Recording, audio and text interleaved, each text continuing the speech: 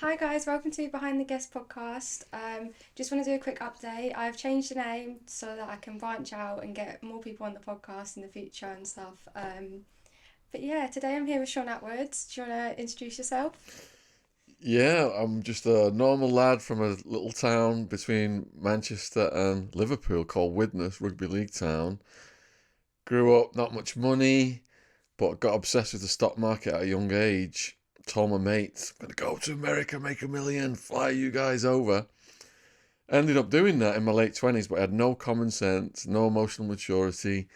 The money went to my head, and I started to throw rave parties and import ecstasy. So I was knowingly breaking the law, take full responsibility. May 16th, 2002, SWAT team smashes my door down, and I ended up in this jail that's got the highest rate of death in America, run by a famous sheriff called Sheriff Joe. He's got everyone in the black and white striped pajamas and the pink underwear. And it's all racially divided gangs. So if you're white, you come under control of the neo-Nazi Aryan Brotherhood prison gang. They explain all the rules right away. They do a heart check on you right away. But fortunately, my best mate, Wild Man, he's dead now. The guy in the yellow up there. When he died, he was 29 and a half stone and 6'2". He got arrested with me because I'm not a big tough guy. I mean, look at the size of me compared to him. His fists were twice the size of mine, all human teeth marks all across his knuckles. On one occasion, he hit a guy so hard he had a tooth stuck in between his knuckles that wouldn't come out, and he had to go to hospital to get it taken out. And he hated going to hospital, and the nurse is like, "How did you do that?" He's like, "How do you effing think I did that?" Smack the guy in the face, and she's shaking her head at him, and then she got it out, and she said, "Wait, there, I'm going to come back and sew it up." And he left the hospital, went home. He had some fishing wire, and he just sewed it up himself with fishing wire. Oh. Yeah, so he was a good guy to get arrested with if you're not a big tough fighting person. Yeah, I bet he sounds it. Yeah, yeah, So what was life? I want to start from the beginning of the story. yeah. What was life like for you growing up? So my dad was a door-to-door insurance salesman, and my mum was a stay-at-home mum in the beginning. Later on, she became a teacher, helped kids with special needs and stuff like that. So when they had me, they were teenagers. My mum got pregnant, and then they got married, and they lived in my mum's parents' house in the beginning, and then they lived in my dad's parents' house. So eventually they got their own house, and I went to school, and I got a sister who's 5 years younger than me as well. So perfectly normal upbringing in a working class town. Didn't have much money, and then I watched that movie Wall Street. Greed is good and all this stuff. And I was about 14 when I chose to do economics at my school, and only six of us did. But I had an unusual interest in the stock market, so the teacher started to give me classes on my own, explaining what all the numbers in the Financial Times meant. And then when I was 16, I asked my mum and dad for 50 quid to invest in British Telecom shares because Maggie Thatcher was privatising the company. And they were like, "Bugger off, we're not bloody Tories like your nan." So a light bulb went off over my head, and I ran down to my nan's house. Said, "Nan, can I get 50 quid to invest in British Telecom shares?" She's like, "Yeah." And they doubled right away. So imagine you're just a kid, you've seen 50 quid go to 100. I was like, wow, this is so cool. I went down to the library, like, ordered all these books on the stock market. I just became obsessed with it. It was really weird. But at the same time as had this obsession for the stock market and I was doing all my studies, Wildman, he grew so big in his school, he was picking school teachers up and putting them in rubbish bins. And they got so scared of him, the teachers, they had him outside raking leaves with the caretaker. And he said he had red dots in his head telling him to hurt people. He would show up at my house black and blue, looked like a train had hit him. He'd like, "What's happened to you?" He was like, "Yeah, I'm buzzing. I've been down and fighting all the bouncers in the clubs in Widnes." And he was only a kid, but he just grew massive. So his cousin, Hammy, who's still alive, one of my best mates, me and Wildman and Hammy would sit up this tree overlooking a quarry at the top of Widnes called Peck's Hill. And you're like, what are you going to do when you grow up kind of conversation. We would have one of them. So Hammy would say to me, what are you going to do when you grow up? And I'd be like, yeah, I'm going to make $1 million in the stock market and fly you guys over. And he'd say to Wildman, Peter, what are you going to do? And he'd be like, yeah, I've got red dots in my head telling me to hurt people. I'm going to prison. And I'm like, no, you're not going to go to prison, Peter. When I fly you to America, I'm going to get you a job as a wrestler. You're going to fight Hulk Hogan. You're going to fight Andre the Giant. Fight Hulk Hogan. Yeah. This is like how idealistic I was at that age. The British Bulldog, Hulk Hogan, Andre. These were the guys we would see on TV doing these wrestling matches in America. So when he come over, he did go to prison, like he said he would, for 5 years. It took me about 5 or 6 years. I arrived in 91. By 96, 97, I was the top producing stockbroker. I'd gone from living off cheese on toast and bananas, worried I was going to have to come home, to doing all these phone calls, like 500 calls a day, top broker in the office, grossing $500,000 a year in commission, but I was only in my late 20s. So I've still got no common sense, got no emotional maturity.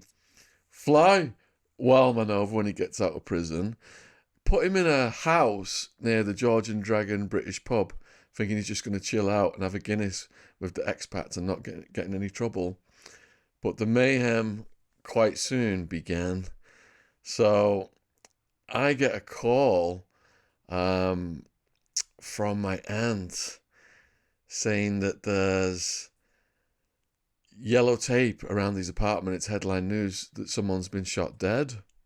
Yeah, this was within months of him arriving in the country. But I'll backtrack a little bit. Within months of him staying at this house, it was like a shared house thing, me and my girlfriend go over to visit him, and a bunch of Mexicans answer the door. We're like, where's Peter?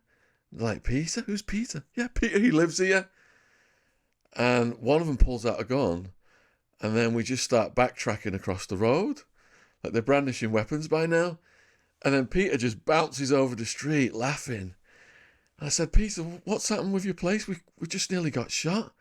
It's like, oh, well, they're the local crack dealers. They like to move around a lot.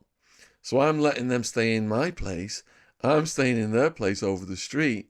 They're buzzing because I can do $100 crack rock in one breath. This is the first time he's tried crack. And he's like, it goes sizzle, sizzle, sizzle. And it calms down the red dots in my head telling me to hurt people. And he said, the guy at the back, he's from Colombia. He's the boss. And he wants to invest in the stock market. And I'm like, oh my God, Peter, what have you done? So go forward another few months. I get the call at the office, someone's been shot dead in his place. I speed down there in my car. There's yellow tape, news cameras, cops everywhere, pedestrians. I'm like, oh my God, I don't want to be involved in this. So I went back to work. Anyway, I waited until later into the day until everyone had left. So I walk in, there's blood on the doorstep. And I walk in, and there's Peter and a homicide detective. And the homicide detective asked me for my information because I've rented this place for him. It's all in my name. And explain he's come over, he's on holiday, blah, blah, blah. Anyway, when the homicide detective left, I said, Peter, what the hell happened? And I was just glad that he was still alive because I thought he might have been shot. So he said that a couple came over to buy crack, but the Mexicans had moved back over the street.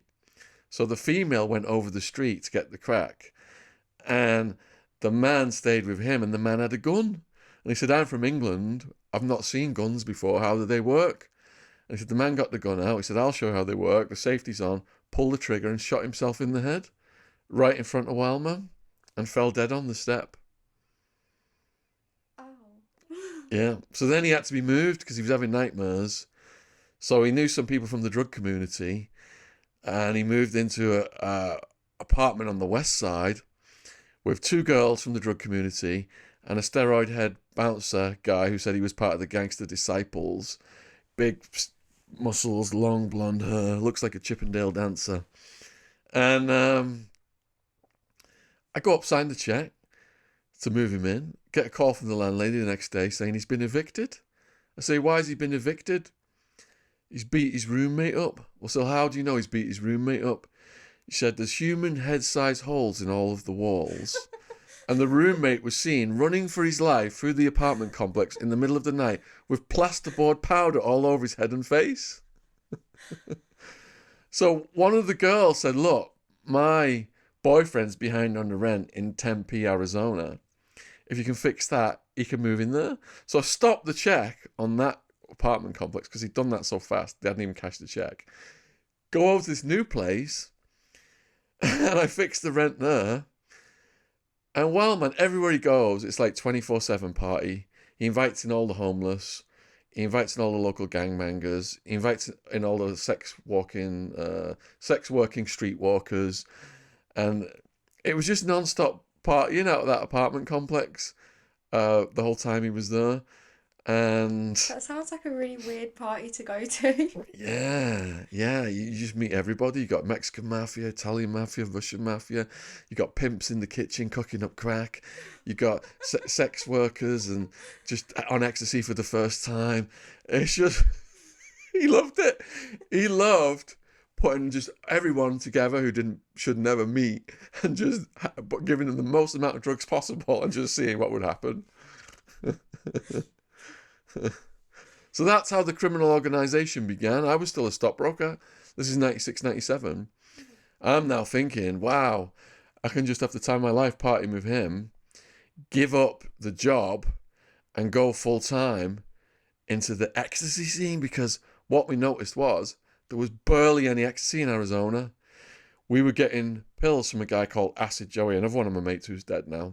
He was found dead in his swimming pool with all of his clothes on. God bless him. But Acid Joey, how I met him was, I was at a rave in Phoenix, and you know, like people form a circle around the best dancer. Yeah. So I went and watched, and it was Acid Joey, and he was a bulky Navajo Native American guy, and he just moved like his body was water. Like, I'm like, he's got to be on some good stuff to be doing that. So I waited until he went outside and said, look, what are you on? I would like to try some of that. And he gave me some ecstasy, but he could only get like 20 to 50 pills locally. So he found out that the local dealers were getting them from LA. So as an experiment, 2 carloads of us went to LA to this guy Saul's house in West Hollywood. Everybody I went with is dead. There was me and Wildman in a twin turbo Mazda RX-7 from Fast and Furious 1, badass spaceship vehicle. And then my mate Seth had a Mustang convertible I'd signed for. Seth, he was a big guy, stockbroker, started hanging out with Wildman, got on the meth, crystal meth, comes to work, throws the computer at our boss and gets fired. So ends up collecting debts in Phoenix with Wildman for the Colombian guy, crack debts, going in these houses where they could have just got shot. Anyway, Seth and Acid Joey are in the Mustang. We blaze out to California, like 5-hour drive on the motorways, beautiful Mojave Desert, dust devils, driving past dust devils and stuff. And we get to Saul's house in West Hollywood, and he's not there. And Wildman's just like, when Wildman is going to do something, one eyebrow goes up like that. And you know his red dots are starting to kick in, and his face just looks normal apart from this eyebrow going up. So his eyebrow's up. He's like, I'm gonna go in this guy's house and just smash his door in now, and take his shit for leaving us out here waiting like this. And I'm like, Peter, that's not good business. Let's just wait until he arrives. I'll go in, do the deal. And eventually, I don't know if you've seen the movie Point Break. It's about surfer gangsters. I don't think I've seen it. Yeah, it's quite an old one now. So Saul shows up with these surfer gangster dudes. I say to Acid Joey and Seth, keep the wild man under control. I'm going to go in, but if I'm not out in half an hour, then you can come and kick the door down and rescue me. So I go in, and Saul's in there, and he's got these Mitsubishi pills. And I said, can I try one first? So I just throw one in my mouth and chew it. Because I know I've been raving for so long. I know what the taste of a good pill is. It should be like 100 and 125 milligrams of MDMA and clay. Usually like the beige press from Holland back then. White Doves were the big ones in the UK before I left in 91. So anyway, this is 96, 97, Mitsubishis. Chew it, bang on. He goes and gets this big bag of pills out. I hand over the bills, he hands over the pills. I go outside, tell everyone it's all good. So I get in the spaceship, the twin turbo Mazda RX-7, and it's got a first seat. And it was a famous mix by DJ Sasha and John Digweed, back then called Renaissance. and I put that into the CD. It was CDs back then. We've got this Bose surround sound system. Now I've just taken this pill, right? So I'm blazing home because this car goes up to 150 miles an hour, blazing home at a high speed, and all of a sudden I just feel like the back of my head just being tickled by the fur on the seat, and then my eyes just start going, like just rolling into the back of my head, and this music's playing, this Sasha, and I'm going up to like speeds of up to 150 miles an hour. This is how mental I was in my 20s. As I learned the etiquette of being a dealer and then a trafficker, importing, running all this, because it gets to the point where I've got like 200 people working for me, living in a huge house on a mountain, in a gated, guarded, secure community.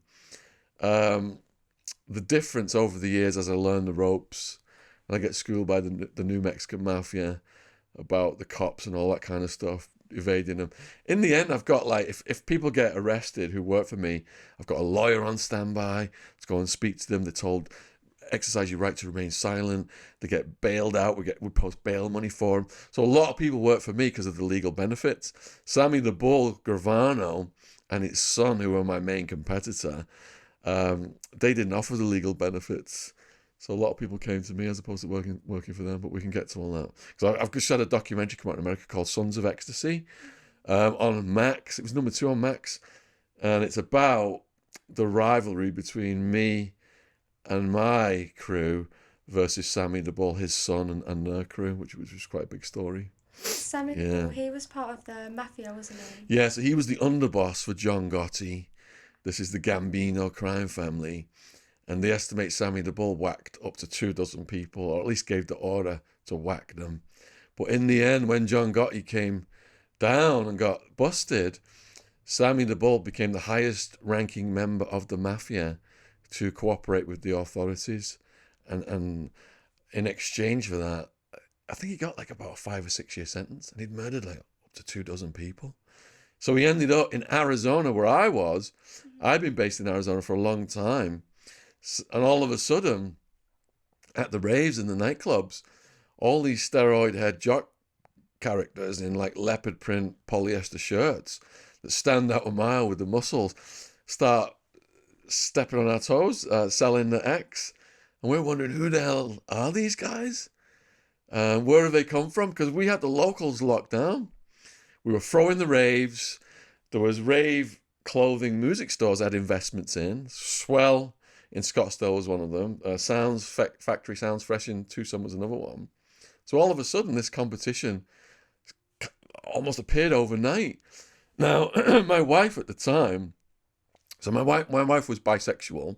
Was it your first wife? My first wife, yeah, she was bisexual. Did she threaten to cut you off? Oh, no, this is my third wife, sorry. Oh, your first? Yeah, no, the first wife threatened to cut my off, yeah. Jumped in the shower with a Ginsu knife. And she was Japanese. And, yeah, I had to retreat very fast to save my man parts. Yeah, Why did she do that? She said that her ex-husband... I don't want to get this video banned. She said her first husband who was an American guy, loved sucking blonde. I was the same as an English guy. English guys must love sucking blonde as well. And she wanted to smell my Georgie for vaginal secretions. Come here, she had a Ginsu knife. Come here, let me smell your Georgie. I know you sucking blonde. Yeah. So 3 marriages later, I'm with this woman she was very intelligent. She'd got a university degree, but she was also a stripper. And she joined the strip club because she fancied a stripper who worked at the strip club. And she joined the strip club to seduce that stripper and get in a relationship with her, which she did. And they ended up going on to do lesbian internet porn together. Yeah. So anyway, she has got a lesbian relationship going with another woman while I'm with her. And that woman she's in this relationship with is dating one of these steroid head jock ecstasy dealers. So technically there was like 4 of you in the relationship. No, these are separate relationships. So I'm just with my wife. Mm. She does allow females into our relationship, but that's not what I'm talking about presently. So she's got a relationship with another woman. Mm-hmm. And the other woman's got the relationship with... is dating one of these new ecstasy dealers. Yeah. So this is how a sit down is arranged through the women at a bar called Heart 5 in Tucson for me to meet this new kind of ecstasy dealer to find out who they are. So I'm a bit apprehensive. So one of my bouncers, one of the Rossetti brothers, I take him with me. He's strapped. To pump up my bravery, I drink some GHB, do a line of crystal meth. My wife's chugged a load of GHB. She's on the verge of passing out. And we go into this bar. I say to Rossetti, you know, if they try and snatch me, take me from here, just jump up, open up on them, just get me the hell out of here. So he kind of like sneaks in behind us.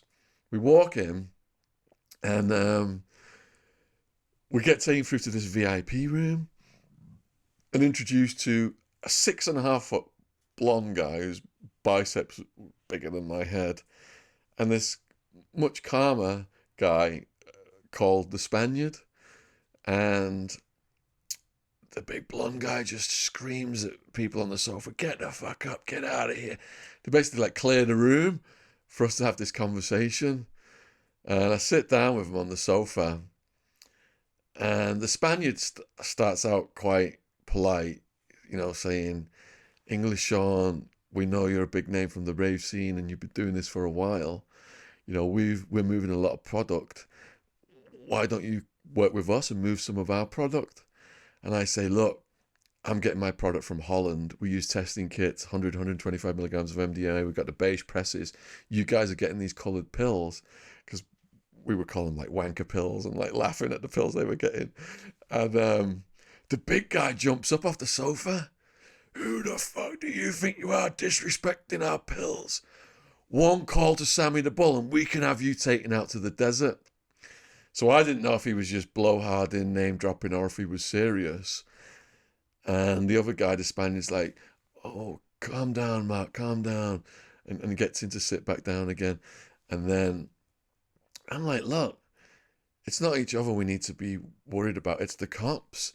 Since you guys entered the rave scene and you've got all these guys in the clubs bragging you're the biggest ecstasy dealers in the world and going around all flash and loud, we've got all these undercovers, vehicles going through the parking lots, filming everybody's license plates. We've got these guys coming in undercovers, pretending they're from out of state, trying to set up deals. And you've brought that heat into the scene." So I said to them I wasn't going to take their pills. It left on a okay note. And then when I'm leaving, my wife's passed out on a sofa. Rossetti picks her up. And then in the car, he's asking me, like, "What did they say?" And I said, "Well, they're saying they're with Sammy the Bull." Because we knew about him. He'd been all over the news, you know, murdered all these people. And we thought, right, how long is the piece going to last here? So I had a sales guy. My top sales guy was a guy called Skinner. And Skinner, when I first met Skinner, he was smoking crack and he was like eating out dumpsters and stuff. And my mates were like, "Don't take him on, you know, because we can't trust him." I was like, "Oh, we always give everybody a chance." And he rapidly became the top salesperson. His girlfriend, she got pregnant. They got a house together. Everything he did really well. But what happened was, a faction of the Sammy the Bull crew, the Gravano crew, lured him to a nightclub in Scottsdale under the pretenses they wanted to do a deal, took him into the men's room and knocked his teeth out and took all of his pills and his money and his gun. Yeah, so then we knew it was on. So I moved from Scottsdale then to a $1 million house on the side of a mountain in Tucson, Arizona. The most beautiful place I ever lived in my life. Did you make all the money from selling all the pills? No, I made a lot from the .com bubble. So when I quit in the stock market, I had good credit and I'd also flown people over from England and built credit in their names. And I ended up filing 2 bankruptcies, one against my name and one against someone else's name. Let's just say he was getting notices in England for years after. He still thinks he's going to get arrested. But anyway, I cleaned the credit system out, just got loads of credit, and then just disappeared into the underworld with all that money. And I put it into technology shares. And one of them, it was called Pacific Satellite Non-Satra. It was listed on NASDAQ and it was trading 3 to 5. When it was around 5, I thought, right, this is going to go. And I bought 30,000+ shares. And during the dot-com bubble, it hit 50. Me and my wife were waking up some mornings, and we just look to see where it was at. And we'd be up like 6 figures on the day. Yeah, we didn't sell it all at 50, but we did pretty good out of it. So all that money I was parlaying into the Ecstasy business, but then the Ecstasy business became really big as well and started to make a lot of money. And that's why I invested in the rave stores. Because if you're a rave store, you go to bank on Monday and put all the cash in from the rave, but we could put drug proceeds in that as well and launder the money.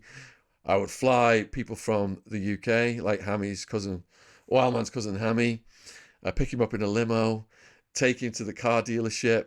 He'd sign for cars that we'd use in the transportation of the drugs. So if the police pulled him over, the cars didn't link to me. Even the $1 million house was put in Hammy's name in case the cops ever raided it. And yeah, so it was all running quite smoothly until when Sammy and the Bull and them came in and they brought the heat on. And then May 16th, 2002 was when the SWAT team smashed my door down. Yeah. What led up to them smashing your door down? Obviously, they bung the heat in. Yeah. How did they end up finding you and knowing that you were the one? Yeah, so they had great difficulty finding me because there was 10 witness statements in my grand jury indictment, and those people had been giving my name in for years. Some of them were people who knew we were dealing. Some of them were people who Wildman and Wild Woman, his girlfriend from Liverpool, had destroyed their houses. A lot of the houses Wildman lived in ended up blown up or set on fire and stuff. Not even on purpose, just because of his crazy behaviour. So property owners gave my name in. Some of Sammy the Bull's people gave my name in to try and reduce their own sentences. And they said that they couldn't wiretap me properly. No, they couldn't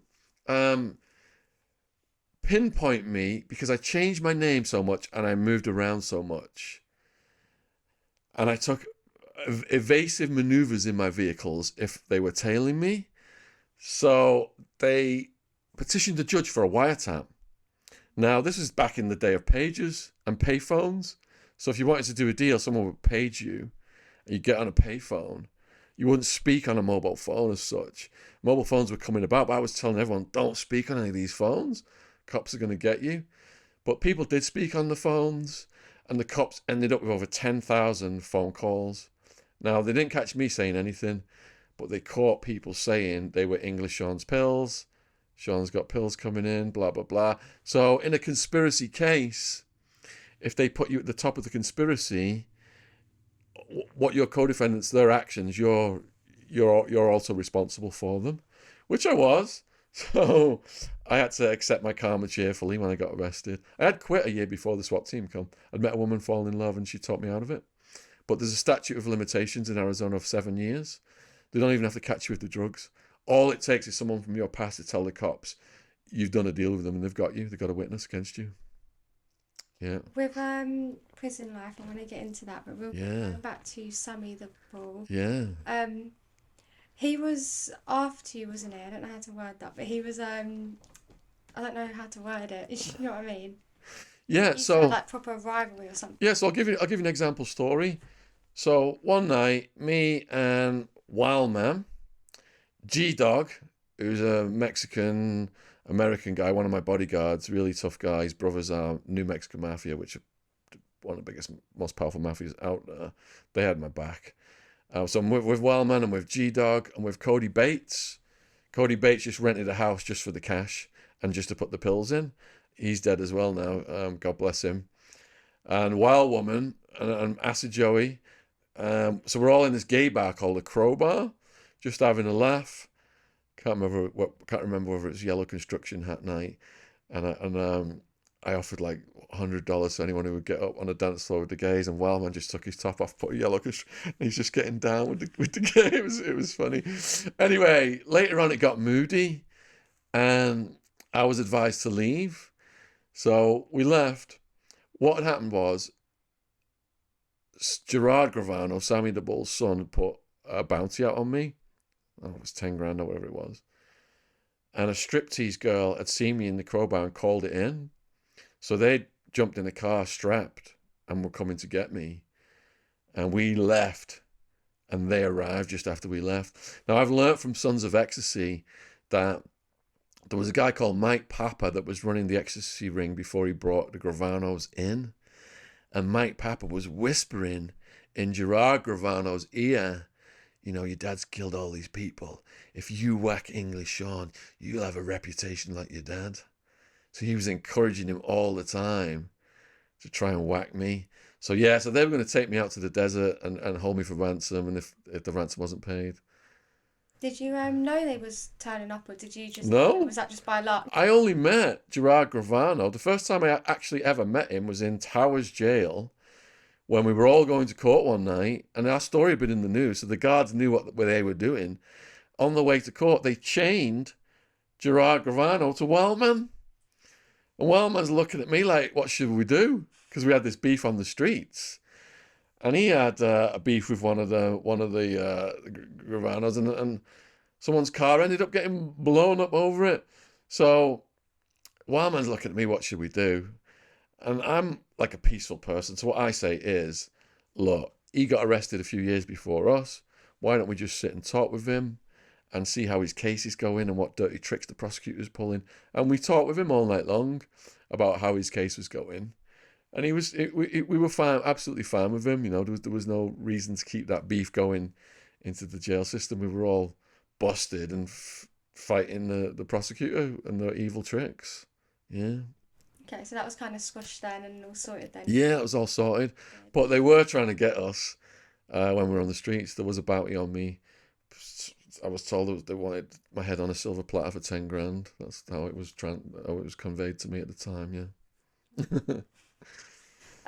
When you got sentenced, was it conspiracy to supply A-class drugs? Was that it? All right, so in America, the terminology is a bit different. So when I got arrested, on my original indictment, my main charge was conspiracy. That's all it said, conspiracy. Then it said leading a crime syndicate, continuous criminal enterprise, use of a electronic device to communicate a drug transaction. There was about 7 offences on the first indictment. A year in, I asked for a bail reduction because my bail was $750,000 cash only, and the judge doubled my bail to 1.5 million, and the prosecutor added another dozen charges, which then carried. In the beginning, I was facing 25 years as a serious drug offender, plus 100 on the other charges, and then it went up to 200. I was facing 200 years because I was fighting my case for 26 months. With Sammy the Bull's case, 57 people arrested. They all cooperated right away. Me and my crew were so tight-knit. We'd known each other for so many years. We'd been through so much for so many years. There was over 100 arrested, and only 4 agreed to cooperate. And it was a struggle to get them to cooperate. So we were all fighting it, and the prosecutor was like really not getting anywhere with it. So they doubled my charges and said I was facing 200 years if I didn't sign a plea bargain. So a plea bargain is not cooperation. A plea bargain, 98% of the cases in Arizona, you just sign a plea bargain to avoid a trial. The prosecutors, they're like used car salespeople. They hang a life sentence over your head, and then you negotiate it down slowly over time. My lawyer was a guy called Alan Simpson, and the New Mexican Mafia, who schooled me on dealing with the cops, said if it ever gets too heavy, this is our heavy hitter lawyer. He's expensive, but get this guy. And my parents remortgaged the house. It's come up with 100 grand to get him. Otherwise, I'd probably still be in prison now, facing the 200 years. But anyway, he managed to get it down to, when I went to my sentencing hearing, after 26 months, I got a 9.5-year sentence. And there was a loophole. As a first-time non-violent drug offender who was not a US citizen, I could get out after, it was just under 6 years. And I'd already done 26 months back time. So I just had, 3 or so years to go. Yeah. Getting sentenced to 9.5 years was one of the happiest days of my life. Because when you're facing 200 years, you're thinking you're never, ever going to get your life back. I was living in the jail with the cockroaches and the bed sores and the violence and it was mayhem. The jail was... My book, Hard Time, documents the 26 months in the jail. Is mayhem. Yeah. What was the prison that you got sent to called? All right, so I got sent to about probably almost a dozen different institutions. So the first one was the Madison Street Jail. You go through there, that's where they process you. Then you get assigned, depending upon your security level. I got assigned to Medium Security Towers Jail, which was my first year. When they doubled my bail to 1.5 million, when it goes over a million, you're automatically reclassified to maximum security. So I did a year in Max, which created the best stories because I was living with the cockroaches. That's how my writing got discovered by The Guardian, the BBC. Then, when I got my 9.5 year sentence, the prosecutor's final FU to me was she accidentally put it down as 34 years on the paperwork to the prison system. So I got fast tracked to super maximum security prison in the desert, SMU, in the desert, Florence, Arizona, which is got some stories from that. And then I ended up in Buckeye Prison, Tucson Prison, and then federal deportation, which I think was that Florence Prison? So yeah, I went through a fair number of institutions on the way. Yeah, Which one would you say was the worst and why? this one. So Sheriff Joe Arpaio is notorious for being America's toughest sheriff. He's got a website where you get to vote. He did have. He's not the sheriff anymore. You get to vote on see the mugshots of the prisoners and vote on who's the ugliest. He had two TV shows: Smile You're Under Arrest and Inmate Idol. In Smile You're Under Arrest, someone with an outstanding warrant would get a notification in the mail that they'd won a prize and to come to this address. And then him and his goons would arrest them. Inmate Idol, they got like a talent show in the jail. But behind the facade, he created this extremely dangerous environment. Over 50 million had been paid out in lawsuits of people being murdered by mostly his guards. They murdered a blind prisoner while I was just before I was there. They murdered mentally ill prisoners. They murdered war veterans. People can Google these stories. Brian Crenshaw, partially blind shoplifter, failed to produce his ID. Guards pulverized him, put him in a coma. Died over a month later. Scott Norberg, mentally ill man wandering a neighborhood.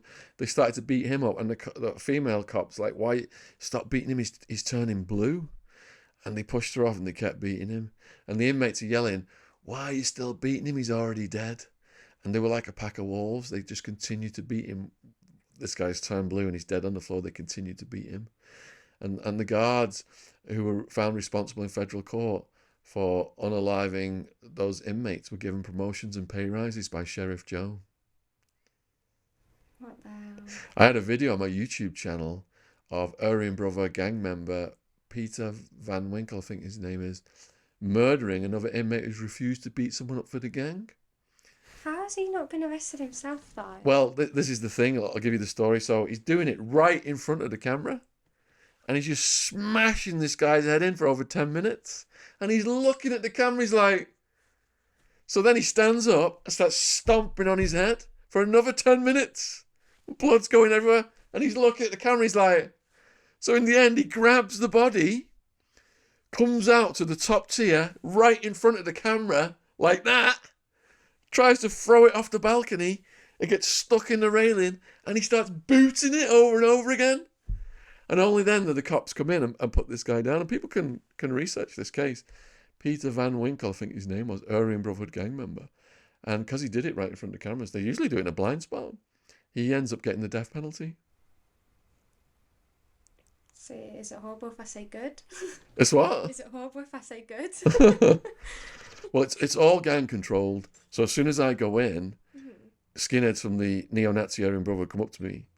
"Hey, Wood, one word with you. Get in that cell over there." And you can't say no, or they're just going to smash your head into the wall. So I go into the cell. They close the door behind me. The biggest one gets in my face. "What are your charges? What are your charges?" Now, I told you what my charges were earlier. Imagine if you're new to this and you suddenly crime syndicate, continuous criminal... What the hell does that mean? Yeah. So I say, I don't know what my charges mean. This is not good. Now they've got me against the wall. "What do you mean you don't know what your charges mean? Are you a chomo? I don't even know what a chomo is." So I pull out my charge sheet and show it them. And they're like, God damn, $750,000 bail bond? What'd you guys do? Who'd you guys murder? I'm like, no, raves, ecstasy, blah, blah, blah. So things settled down because most people are in jail, it's drug related. And I was drugs. So they were happy with that. Then they explain all the rules I must follow, else the whole gang will attack me. If someone calls me a punk, a bitch, or hits me, I got to fight them on the spot, or else the whole gang will attack me. I must take showers, or they'll smash me for bad hygiene. Can't go making friends with the guards, they'll smash me for snitching. Can't go sitting at the tables with other races, they'll smash me for that. So early on, a guy comes in, and they think he's a chomo, and you just hear someone getting smashed in the shower. And the gang leave this guy in the shower, whimpering like in a pool of blood. And this big guy's got like the cobwebs, Nazi tattoos on him. He's like, oh, how come we can still hear him? Didn't smash him good enough, dog. And he just grabs this guy's head like he's trying to break open a coconut until the guy looks dead or unconscious. Anyway, guard comes in, does a security walk. Everybody lock down, go back to your cells. And I'm looking through the plexiglass. And this guy's coming out on a stretcher, and there's not just blood coming out of his head, there's like fluid, like yellow fluid or something coming out of his head. So I was working out with a guy called Sniper. He was a Mexican-American La Victoria gang member. So we're in a tower. A tower has what's called a fishbowl at the top of it and a little spiral staircase where the guards are in the fishbowl, looking down on 4 pods. Each pod was designed for 15 men, 15 cells, 7 on the bottom, 7 on top, whatever, with 1 bunk. But they put 3 bunks. So you got 45 men, 3 times the amount, living. It's really, really overcrowded. So anyway, they've got these octagonal silver tables bolted to the wall, bolted to the floor in the day room. There's a rickety old TV that all the different racial gangs are fighting over the times of it, who's going to watch what. There's telephones bolted to the wall with little cords so you can't strangle yourself and unalive yourself. And the guys are doing, how they work out is broom, put buckets of water, do curls, or off the backs of the chairs, they're doing the dips, or the pink socks, they wrap the pink socks around the metal grid stairs and they're doing the pull-ups. So I'm doing these exercises with Sniper, and the Nazis are checking me out, the same ones who gave me the charge check. So they come to the cell door again, they're looking over, and hey, Word, can we have a word with you? And the Sniper looks at me, I'm like, what should I do? Go and talk to your people. So I go in the cell, and they're like, hey, Word, what do you think you're doing? I'm like, what do you mean? He goes, look around the day room right now. Do you see any of the white boys working out with the other races? And I look around, and I'm like, no, you got a lot to learn, Wood.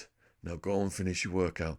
Now that was them being polite, because I saw what happened to other people who, God, there was a white guy came in who wanted to click up with the blacks, claiming he was black, and he was like, I don't know, albino or some shit. Anyway, it didn't end up very well for him. There was all kinds of people coming in, and if you didn't mix fast, you just got brutalized. Yeah. Did you have anyone to kind of teach you the way where what you said, like you can't do certain stuff where it's going to kick your head in? Did anyone to tell you that, or did you kind of learn that as you go? You learn it as you go. So my first cellmate was a guy called Troll. He looked like a pint-sized Henry VIII. He had this big beard. And he was feigning mental illness because he had a big sentence. So he was going around with skid marks in his pink boxers and saying he was going to go to court and tell the judge he'd give him a blowjob if he'd reduce his sentence, and just acting crazy. But it was a facade. It didn't work in the end. He didn't get the mental ruling.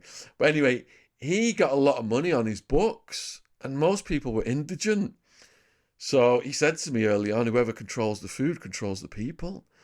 And you do a store out there, I think they call it Double Bubble here in the UK, where if you give someone something, they give you 2 of them back at the end of the week, or Triple Bubble, they give you 3 back at the end of the week. So he was running this store, and he kind of schooled me in some things, and he did have my genuine interest at heart. It could have ended up worse. But Wildman got arrested with me, and he was a good guy to get arrested with. So they quickly found out I was with this maniac because he was just acting up right away in the jail. He was mooning the guards and just doing crazy things, smashing people. And he wasn't really with any gang. He would come under the control of the whites, but he was like a law unto himself. So, for example, the Italian mafia took over from the Nazis, running the whites at one point. I mean, it was the best time in the jail. There's a chapter in it in my book, Hard Time, called Little Italy. And they asked me, who do I want as my cellmates? The head of the Italian mafia, he's out at night while we're all locked down, smoking with the guards, giving them orders. So I say, yeah, move these co-defendants in with me. They tried to move Wildman, but the prosecutor put a do not house together for me and Wildman, so they wouldn't let him. But they made the guards march Wildman into our pod and sit with us all day and then take him back. And they moved some of my co-defendants in. Joey Crack, he's also dead now, and another guy, Grady. So I'm living with my co-defendants. And Joey Crack is this tall and feisty New Yorker, skinny guy. He's the kind of guy, like, you'd take him to a drug deal and you'd want to test the drugs, and he'd just put him in a needle and just stick him in his neck and go, yeah, that's... he was mental. Anyway, he's got this new animated New York accent, and he's telling all these crazy wild man stories, and the Italians were all sat down on his bunk, just mesmerized by all these crazy wild man stories. And they're like, oh, you got to arrange for him to meet us. So we arrange for the Italians to meet Wildman at Catholic Mass. So we're all sitting down at the back of Catholic Mass. Now, one of the chief enforcers for the Italians is a guy called Bruno. And Bruno, oh, God bless him, he saw my Banged Up Abroad episode in America, contacted me a few years ago. And I've done a few podcasts with him. And he said, yeah, everyone loved Wildman. Nothing but love and respect. He was so crazy. We never knew what he was going to do next. And so Bruno sits here, Wildman sits here, and they shake hands so powerfully, I'm almost popped out of my seat. Yeah, and what I didn't understand was how religious the Catholics, that the Italians were with the Catholic Mass. So the priest starts telling the story. The priest was pretty old, about how his mum is ill in hospital and will everyone pray for her, and people are crying. The front rows are really religious. They've got Jesus and Mary all tattooed all over them and stuff. So they're the devout. Then you got the middle, and then you got at the back the people who are just meeting to do drug deals and talk. And so the priest is going row to row giving out the communion. And I'm looking over at the Italians, and they're all taking it seriously and crying and stuff with the priest's mum. And Wildman gets the communion, and when the priest turns around, he spits it into his hand, slaps it over his eye like it's a pirate patch, and goes to everyone, ha, ha, ha, ha, ha.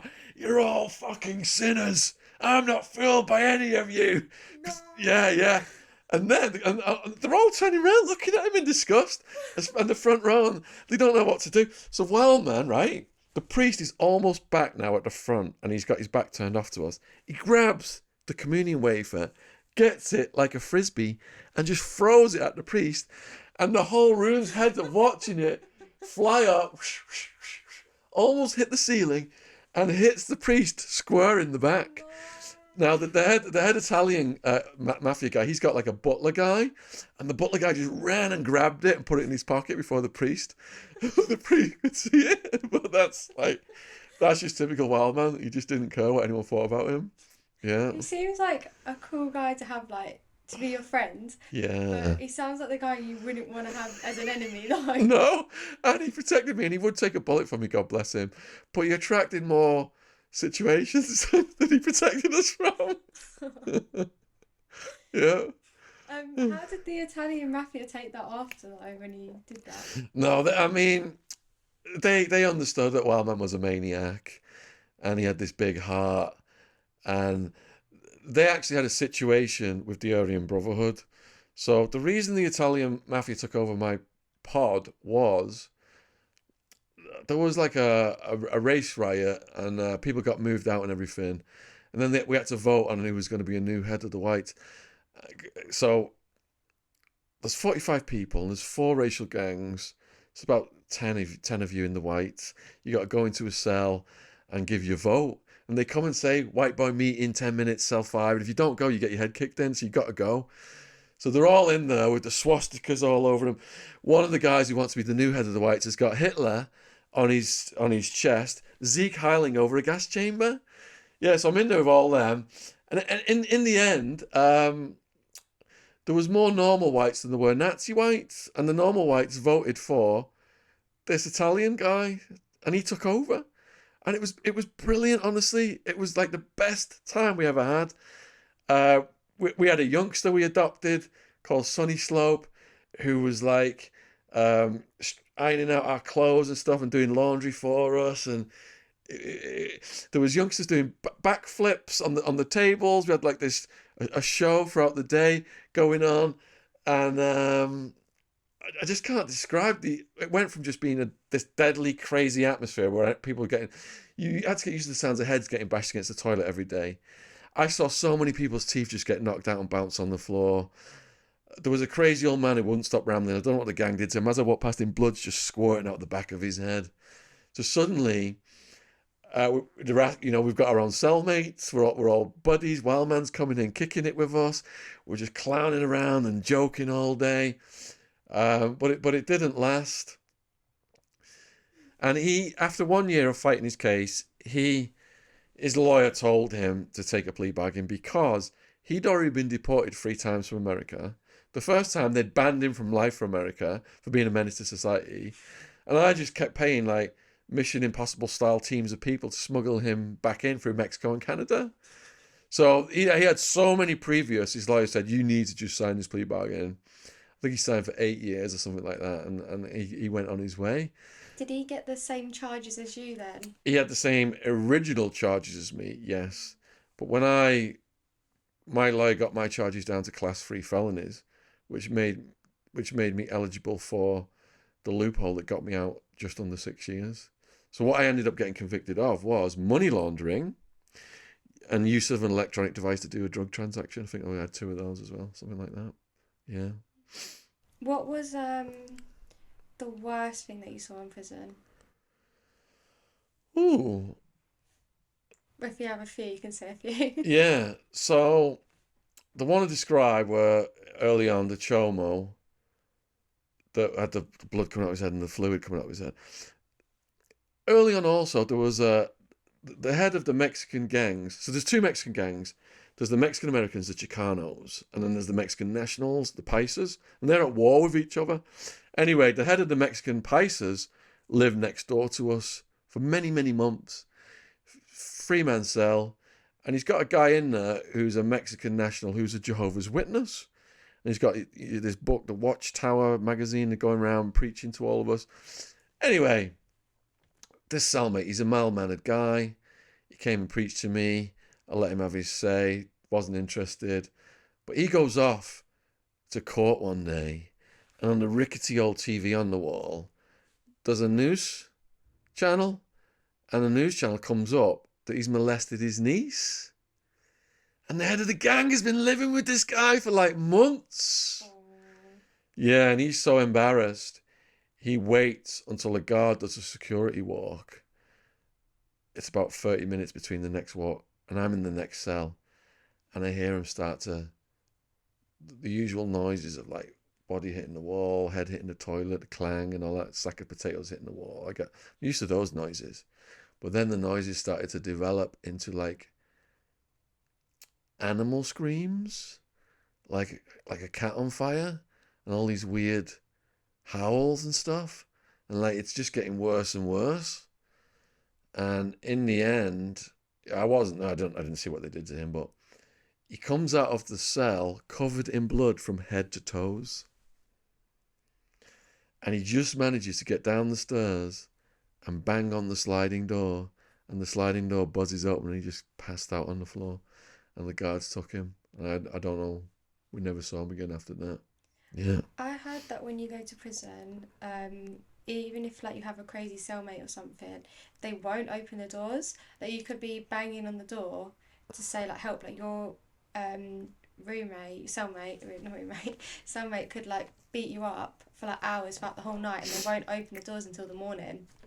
Oh yeah, you've got nothing coming, is the saying. They're not. I know in England, don't they have a buzzer or something?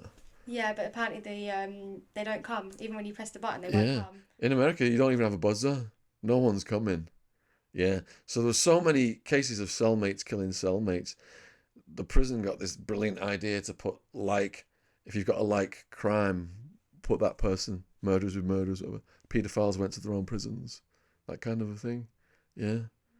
But yes, so some of the most of the violence in prison revolves around debts and the nature of people's charges and also the gang rape stuff. For some reason, there's so much gang rape in America. You have to go to a rape class to get taught how not to get raped. And it's a complete waste of time. It's just a box ticking exercise. You watch a video, there's predators, new arrivals come in. Some of the young people are naive, they're hungry, take food from the predators. Later on, predators are like, well, you got to pay for that now, else you're going to get stabbed.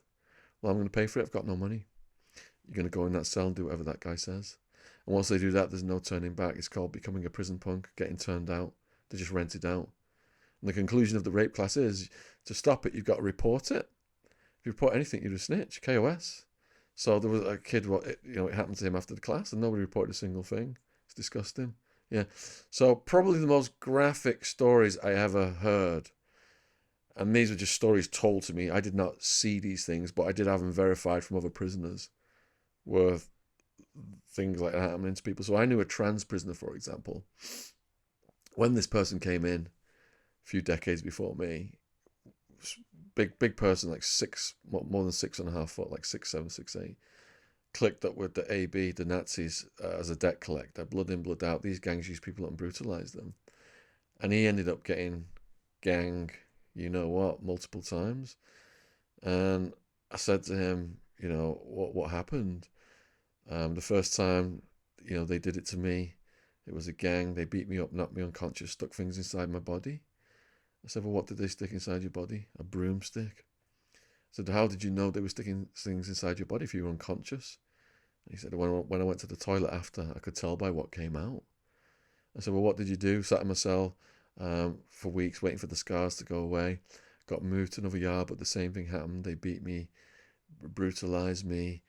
You can do absolutely nothing because the victim is labelled a rat, a punk, and considered less than human. If you tell the guards, they're just going to put you in a dungeon for months or years and say it's for your own protection. Then you become a snitch, KOS for a snitch. And I said, well, how did you stop it? I took the abuse for as long as I could and I started fighting. I won most of the fights. When I stood up and told them I didn't care about getting killed, they stopped. You've got to be ruthless. Now, this person hadn't told me the truth as to how they stopped it because they didn't want to give the full details and get into trouble. But I found out from another person what had actually happened. This person was studying anatomy and came up with an idea. The next 2 times the gang came to do this to this person, he plucked the eyeball out. The first person to put his hands on him, he plucked his eyeball out so it was dangling from the optic nerve. He did that on 2 separate occasions, and they classified him as extremely dangerous and left him alone. But they moved on to some of his friends. So one friend was ganged. You know what? They stuck a light bulb in his backside afterwards and made bets on who could smash it first. And that person killed himself afterwards. Another one, they got a shovel from the work crew and they whatted him, held him down.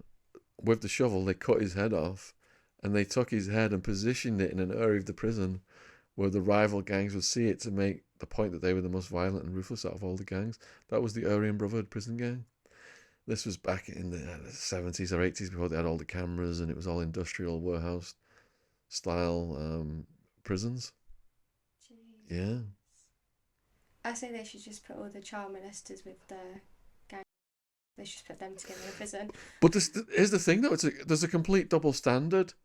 So the attitude is, if you've harmed a woman or a child, we're going to KOS you as soon as you come in. But if you can't stand up for yourself, so the attitude of some of the same people are going to KOS that guy. If you can't stand up yourself, we're going to take advantage of you sexually. So it's 2 different worlds. I know what you're saying. It's a complete contradiction. Yeah. But that's the way it is. So you got some of the biggest, baddest gangster dudes turning young people out. Yeah, because they beat up a guy. If a guy come in and they molested a young kid, they'd get beat up in prison, but then they'd go and do that to somebody else and then think that's okay. So it is a complete contradiction on their behalf. Yeah. Um, But sadly, what I learned is a lot of prisoners have been molested as kids by adults, and that's why they've got the KOS on those guys when they get arrested and come in, and that's why they have to send them to their own prisons now. Yeah. um, moving on. Have you got any good stories of prison?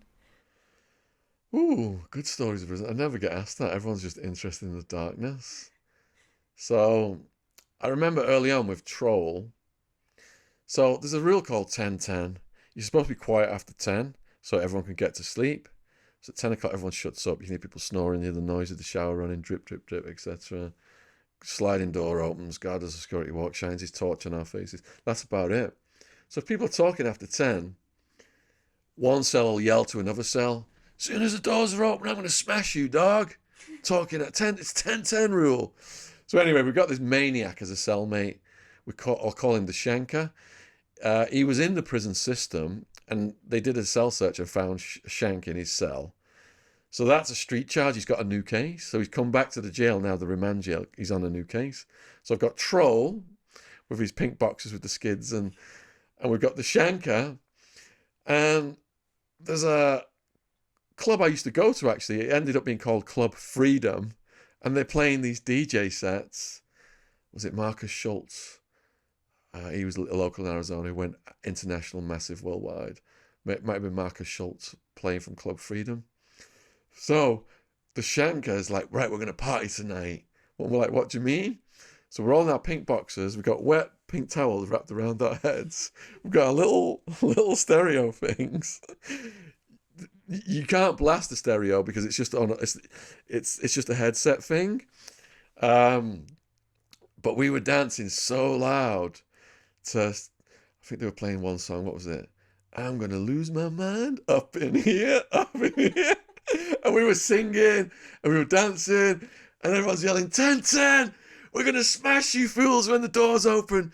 And the Shanker's like, you're gonna smash me, I'm gonna kill you when the doors open. And we're like, oh my God. So yeah, it was that kind of humour that there was moments like that, yeah. Did you ever try and make alcohol in prison? Yeah. Your cellmates try and make Hooch. that. How did you do So that? Wildman, before he died, he did. There's got to be over 200 Wildman videos on my YouTube channel. And he's got how to make a prison beanie. He's got how to make prison hooch. And the stories of, like, he'd give all the youngsters that he was watching over the hooch and they'd all get out of control. Because they put him in charge of disciplining the youngsters. Because what happened was, when he arrived at Buckeye Prison, after he'd been fighting his case for a year, they came up and charge checked him. And he's like, I've had a long day. Why don't you just F off? I'm going to sleep. And they're like, you can't tell us to F off. This is not how it works. He's like, I'll do whatever the F I want.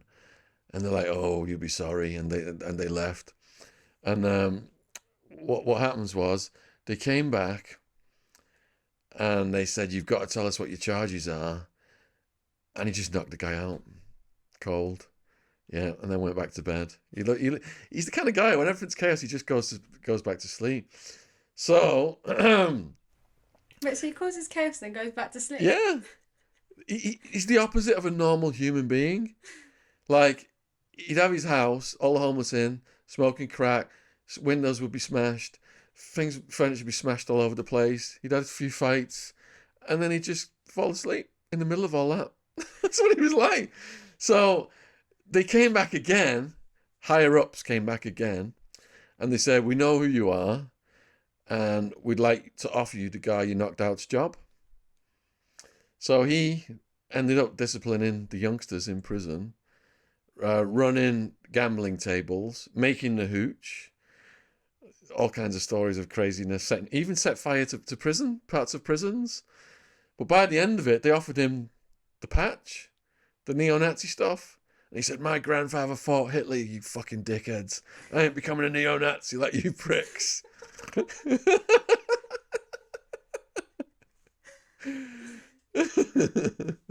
He sounds like a right character. Yeah, he was. Um, what was the best prison that you went to? Best. I know there obviously isn't like a good one because it's not good for kids, but So the best atmosphere was when the Italian mafia took over Towers Jail. But Towers Jail was extremely dangerous, and the Madison Street Jail was extremely dangerous afterwards. I mean, when you go from unsentenced to the prison system, in the prison system, everyone's sentenced and settled down. So the whole thing after you've been sentenced, it's still crazy. I mean, there was guys with shanks and masks walking past myself, things like that, riots, hostage situations, still mental. But it didn't have the everyday intensity of the jail. So by the end of it, I was in minimum security, where they actually allowed you a food visit. And a woman who was a friend of mine back then got some Indian food and we came and had a food visit. So that was the most relaxed period of it. And then I went over to the federal system. The food's a whole new level in the federal system versus the state, because the state's got the least money. Yeah. It's all relative. I mean, I had an old school mafia guy called Two Tonys who left the dead bodies of rival gangsters from Arizona to Alaska. He was 740 plus years. He asked me to write his life story and he took me under his wing. And one of his favourite books was about this guy called Ivan who was in the Russian Gulag, where they were fighting over fish eyeballs in the soup to try and stay alive. So when we complained that breakfast was cold and things like that, rec didn't start on time. Two Tonys would laugh at the prisoners. How can you complain? In Russia, they're fighting over fish eyeballs in the soup. There's always someone worse off. So it's all relative. Yeah. speaking about the food, um, what prison had like the worst food? Like, what was the food like in your Yeah. prison? The sheriff's jail. So breakfast, mouldy bread and green bologna. Green bologna, this raw sausage and meat, it's got this weird shine to it. A lot of the boxes with businesses were thrown away because they expired. The mould on the bread, blue, green, sometimes these weird colours look like works of art. We were so hungry we'd scratch the mould off the bread. If the bread was stale, just put it in water and swill it to get it down. Evening meal was a mystery meat slop we called Red Death. It looked like carroty vomit blended with blood, all kinds of random meat in it. It stung. Occasionally there was a dead rat in it. One time we gave a rat back to the guards and they said they would investigate. Came back later in the day and so jail won't get any trouble. They said it was just a potato. Yeah. So they had these huge bags of potatoes and stuff they'd be putting in the slop. And if a rat had worked its way in, bam, right into the slop. Yeah. Lovely. The cockroaches was the worst part though for me. That I started to lose my mind when I was moved in with the cockroaches. Apparently, if you step on a cockroach, it's something about the loads, or is it like this? I heard there's something about a cockroach, how to kill it. You can't really just stamp on them or something. They come back alive or something. So when I got moved to max security, it was about 2 in the morning when I arrived in the cell. 2-man cell, that's an improvement, but my cellmate's asleep on the top bunk, so I think something's not right with the bottom bunk. Why isn't he on the bottom bunk? Walking a bit more, something drops off the ceiling and bounces off my shoulder. Looking at the walls of the ceiling, and I'm seeing this weird movement, like a swirl.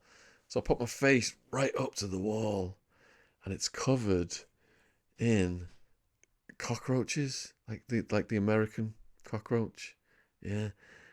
And I'm looking over at the bunk where I'm supposed to be sleeping, and there's brackets into the wall, these holes on these brackets, and the cockroach is just pouring onto that bunk. That's why my cellmate was above me. But he's got a white sheet wrapped around him like a cocoon with a little hole to breathe through. Yeah. So I'm thinking, oh my God, I'm going to have to copy him. Now, this is the Sonoran Desert. It's almost 50-degree heat. There's no air coming in. The swamp cooler, there's nothing coming out of that. So you're covered in bed sores and skin infections, and you're sweating every day. You're so sweaty. You're itchy. But when you're sweating day after day, your skin turns soggy. So you get itchy, you scratch yourself, and clumps of your own skin comes off under your nails. So that's the condition of my skin. I'm putting this sheet around me, and it's trapping the heat. And my skin, it's like, oh, you can't. So you end up just throwing the sheet off and letting them crawl on you. They tickle your feet, your legs. And Jen knows this, and she does it, so she tickles my hand on purpose. I woke up so many nights with them tickling my hands. You feel them, they wake you up, and you just throw them across the room, and you try and get back to sleep. but the favourite is they get on your face, mouth, nose. They try and get in your ears to eat your earwax. It's like honey to them. So I would make a little flannel to try and clear my ears out, because every now and then they take you to the medical unit and they shovel this wax out your ears. So I'd make a little flannel, rip a bit of sheet, and I'd try and dig the earwax out. And on the combination sink toilet, I'd just hang the thing to let it dry. And then I'd look down, 10, 15 minutes later, and the cockroaches would be on the flannel, pulsing over the earwax, trying to suck the earwax up off the flannel. I had a neighbour who was asthmatic in the maximum security jail. He wakes up one morning out of breath, grabs his inhaler, takes a blast, shoots a live cockroach inside himself, starts freaking out, saying he can feel it move around. He's trying to throw up and it's stuck inside him and it won't even come out. Even in the daytime, on the tables in the day room, the prisoners are doing cockroach races, gambling on the winner. And first thing in the morning, the fellas come out of their cells with plastic containers they put peanut butter in to trap them during the night. And they'd empty them into the trash can under the stairs. It didn't matter how many we killed, they owned the building. So I was in max security for 14 months, living on and off in cockroach infested environments.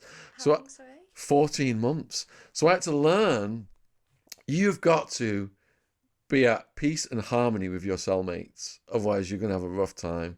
If your cellmates are insects that you cannot get rid of because there's just way too many of them, you've got to learn how to live in harmony with them. And I did over time. So what you've got to do is, basically we couldn't eat because of the food I just described. So I was living off like a Snickers bar or a packet of peanuts from the inmate store. You could spend like $20-something a week. But you got to wrap it all up very carefully, your commissary bag, or they'll just eat through it and get all your store. They get pregnant ones come in, and their babies are a little thing that looks like a piece of a worm. And what they do is they try and attach that under your bunk. Sometimes I find it attached to a book, throw it down the toilet. Other times I would miss it, it's under the bunk, and then all the little ones come out. And then all the little ones are running around and like little dodgem cars doing little spirals on the wall over your bunk. They communicated through chemical smells. So if you threaten one or start trying to stomp on one, it releases a scent. And all the warrior ones come running in under your door like, what's going on? Who's messing with my homies? Like this. There was white ones, they shed their skin. There's white ones look like albino ones. But they are the cleverest things in the world when it comes to trying to kill them. So if you hit one and then throw it in the toilet and it's stationary and it's like, it looks like it's drowned. It's not drowned. What it's doing is it's actually holding oxygen to itself so it can breathe and it can escape at some point. I would slam down with my shower sandals. The cockroach would be flat on the floor. I'd be reading a book, look over an hour later, and it's just reforming and waiting to just run off. They are seriously cleverest little things. But you live with that long, you just learn all the habits. Could prisoners not send notes? So they send notes using kites. So the day I arrived at the super maximum security jail and I was put in my cell, once I was left in my cell, I noticed like things floating in the air. Like piece of paper floating in the air, package, envelope floating in the air. I'm like, this place is haunted. And then I look out the window more closely, and these things are moving on lines. So the prisoners get a weight, for example, the end of a toothpaste they've got rolled over, attach it to a cotton line. They fish it under the door, out into the day room floor, or whatever area you've got in front of you. Another prisoner casts his line out with a weight, and the weights cross and tangle, and then they transfer things from cell to cell. And even the upper tier were dropping weights down, and then they were getting caught by someone down. So that's why I'm watching an envelope just go up in the air in front of my cell, thinking we're haunted, and it's actually a line. Someone's put something in that envelope to pass to a prisoner upstairs. That's quite intelligent, though. Yeah, there's so much unused, wasted intelligence in prison. They don't give them anything to channel their energy into. They allow it to be drug and gang infested maniac behavior because they know when they give them $50 on the gate, they come right back. Every prisoner, it's $60,000 of taxpayers' money per year to the jail. It's a big racket. They want people out doing drugs. Filling the contracts are in the tens of billions for these prisons right now. It's sickening. I've written a series of books deconstructing the war on drugs and mass incarceration. Yeah. I know they have obviously different prisons and stuff, and they've got like cats, like cat A, cat B, C, D. I think they should do different prisons. Say if like you're getting done for like drugs and stuff, you should be in the same prison as other people who've got the same sentence. They shouldn't put people in the same prison who have got loads of different sentences, because I feel like that's when you get into trouble, and that's when you get like more sentences added on. If that makes sense, I don't know. Totally. The story of Bonsai Bob, who became Arizona's most dangerous inmate. So Bonsai Bob came in on a short sentence. He was in at a time when Arizona prison, Florence prison was classified as some of the most dangerous real estate in the entire country by 60 Minutes. And so all this brutality is going on. His cellmate doesn't wake him up for breakfast one morning and drinks his Kool-Aid. So Bonsai Bob gets out of bed, notices this, strangles his cellmate to death and stabs him, and then carves the word bonsai on his body, but misspells it. The guard comes along and says, what's going on with your cellmate? Is he asleep? It's like, no, I just killed him. He goes, no, you didn't. He pulls out a lighter and sets fire to his foot, and when the guy doesn't move, the guard knows that he's dead. So they move him up to higher security level, but he escapes, gets out in court, stabs a guard in the armpit. People can Google this. His name's Robert Wayne Vickers. They move him up to even more high security level, escapes again, gets out on the roof. They've got like the prison surrounded, getting him down. He's escaping from cells. He's escaping out of handcuffs. They put him in a high security level. They only let him out to go for a shower. His neighbour has talked smack about his niece. So he makes a milk carton bomb from cleaning products. He's walking past the cell, calls the neighbour to the front, throws the milk carton bomb on him, toilet paper, sets fire to him. The guy burns to death. The other inmates inhaling the smoke are almost dying from the smoke inhalation. And then they classify him after that as the most dangerous inmate ever in the history of Arizona prison. And they make a special cell for him with a shower installed, and they weld the door shut. And the only time they ever opened that door was to take him out for the death penalty. Did he get the death penalty? Yeah. That's why they opened the door, to take him. What was the sentencing that he got? Did you say? I think it was burglary. Something so little. Then? Yeah. Would you say there's like anyone there that people can speak to, like who are struggling with mental health? So when the movie One Flew Over a Cuckoo's Nest came out, I think it was Kennedy, because they were so shocked by the conditions in the mental health hospitals. They closed down the mental health hospitals, so they all ended up homeless or in the prison system. So the prison system became the biggest house of the mentally ill. More than half of my friends in prison were war veterans, PTSD, government didn't help them, got on street drugs to self-medicate, ended up in prison. Now, the second biggest consumer of big pharma medication after the military is the prison system. So it's a racket. Again, it's the taxpayers paying for all these pills. So you see them all lined up doing what's called a Thorazine shuffle, drooling on themselves and stuff, the mentally ill. But a lot of it, the prisoners are just getting their hustle on. They'll mouth the pills and then they'll trade them off for heroin or crystal meth or whatever they can get their hands on in the black market. So it's crazy. So the default is to put them on pills. That's how Big Pharma makes money. So they've got all these doctors in there just prescribing them pills. To actually find someone who's going to give you some real help, no. And the prisoners don't believe in speaking to the doctors because they know that it'll just be put in a file and used against them. So they won't open up like therapy. By the end of the prison sentence, I spoke to a therapist. I really enjoyed speaking to a therapist. And I asked other prisoners why they won't speak to them. And they said, because things will just go in a file and be used against us. So he had plenty of time to speak to me. And he was into Eastern philosophy and stuff like that. And we got along really well. He really helped me. Yeah. That's good then. When you was near like the end of your sentence when you was in prison, Yeah. did you decide to change your life around when you was inside? Yeah. I would say the first year I was still pretty wild. And if I'd got released, I probably would have gone back to the lifestyle. But once I was facing 200 years, I've done a TED talk called What Facing 200 Years Taught Me About Happiness. Because it got to the point when I was in that max security jail where they stopped my girlfriend from visiting me. She was my lifeline. She's coming 3 times a week. They criminalised her by charging her with a prescription pill found on the day of the initial raids that didn't have a written prescription next to it, which was a class 6 felony. And co-defendants can't visit co-defendants. They doubled my charges, so I was facing 200 years.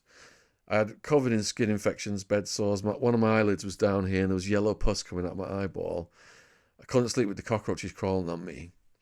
So I was like, right, I'm just going to end my life. But before I was going to do it, I wanted to say goodbye to my family and friends.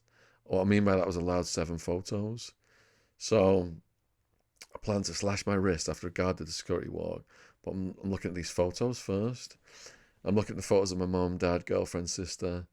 I think mum's going to get a call saying her son's killed himself in a foreign prison. And to be honest, I started crying. I couldn't bear the thought. I put my mum through that. That's what saved my life. But someone limped into my cell the next day. He had a steel rod in his leg, screws loose, in agony. He had hepatitis C, syphilis, and stomach cancer. And the stomach cancer was so advanced he was going to die within the next couple of years in the jail. And I was thinking, I was feeling so sorry for myself. I was going to kill myself. There's always somebody worse off. So when I did get sentenced to 9.5 years and I could see I was going to get my life back, I could see my release date. That's why that was one of the happiest days of my life. And it's the uncertainty when you're on remand, which I was for 26 months, that kills you. You just go crazy month by month, never knowing when. Which is why I feel sorry for these guys on IPP, because they never know when they're going to get out. And that's the worst possible torture you can do to someone. It's worse than the violence, the cockroaches, anything is to not know your release date. Yeah. Because if you like you don't know, then it's like you could either just go and cause like murder. So if you're getting like you're in there for all your life, Yeah. then you like you know that you can just like start getting comfortable. But then it's the hope of like, oh, you could get out in a few months, you could get out in like 2-3 years, and then never knowing. Yeah, the lifers, they were some of the most well behaved. If it did go off, it went off big time. But they, like you said, they just want to get on with their routine. They settle down. But when you don't know, you're looking to take that out on someone. Yeah. Yeah.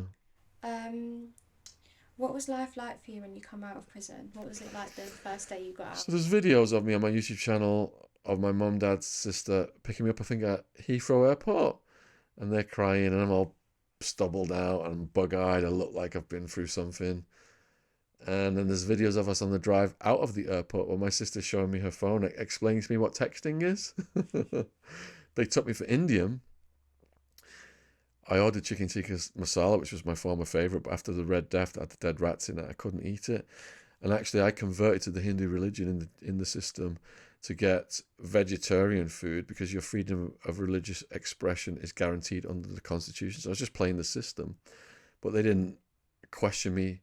The religious text for the Hindus is the Bhagavad Gita, and because they were Christian, all Christian at the jail, they didn't know what questions to ask me about the Bhagavad Gita, so they rubber stamped that.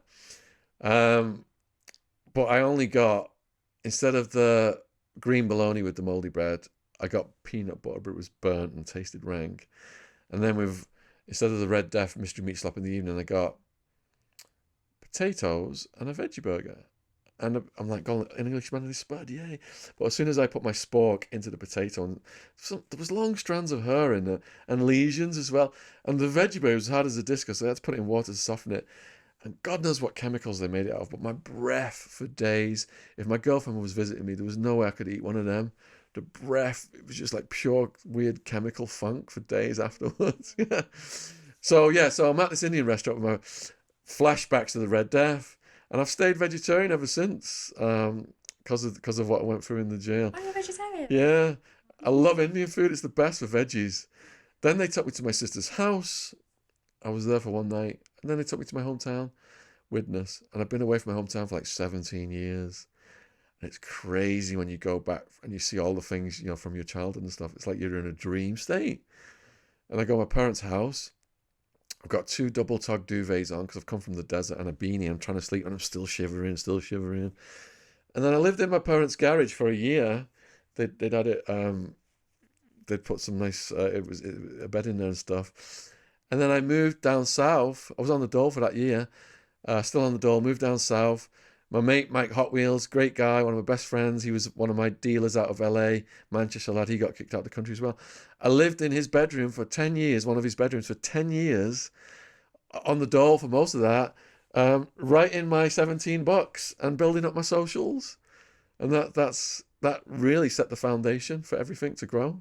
That's quite like a drastic change that you've been through, like going from not being raised like loads of money and then having loads of Yeah, money and then basically going to hell is what it sounds like, prison, yeah, and then coming out and staying in your friend's house. It sounds like there's just so much going on. How do yeah. you cope with that now? Do you have any I don't know how to say it, like any like depression still or anything like that from it, or do you feel I was depressed when I first got out, and I was coming off meds as well because I've been on off meds a bit, being suicidal and stuff in jail and prison. But you have correctly identified these huge cycles in my life. And it took me sitting down with the therapist who I liked to enable me to identify them and understand how to psychoanalyze what I'd been through. And what I realized was when I was a stockbroker, working these long hours, Wolf of Wall Street style, getting all these drugs down my system, wild man coming over, taking it to the next level, burning out. I was burning the candle at both ends intensively and never letting that pressure out the system. And when you don't let that pressure out the system, everything just melts down at some point. You melt down psychologically, you lose all your money, you lose your house, lose your partners, lose your job, everything. And I was still in denial about being a drug addict. The therapist said to me, Shaun, are you a drug addict? I'm like, no, I'm a party person. I take my drugs on the weekend and go back to work on the Mondays. And he's shaking his head. He's like, Shaun, take a look around you right now. I'm like, yeah. And he goes, well, let me tell you what a drug addict is. A drug addict is someone who takes drugs to the point where it affects their relationships, it affects their job and their work, etc.